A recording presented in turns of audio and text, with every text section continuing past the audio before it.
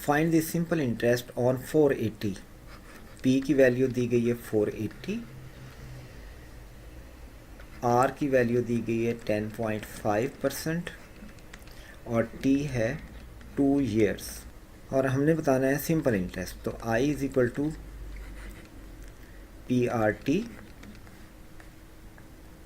Is equal to 480 into 10.5 over 100 multiplied by 2।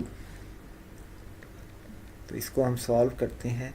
ये एक zero से एक ज़ीरो कैंसिल हो गया, तो ये आ गया 48 मल्टीप्लाइड बाय 2 इंटू 1 10.5 हो जाएगा 21 ओवर 10। ये इक्वल आता है 48 को 21 से मल्टीप्लाई करें तो 16189 8008 1008 over 10 and this is equal to 100.8 जो कि ऑप्शन डी में दिया गया है, इसलिए इस क्वेश्चन का करेक्ट आंसर है ऑप्शन डी।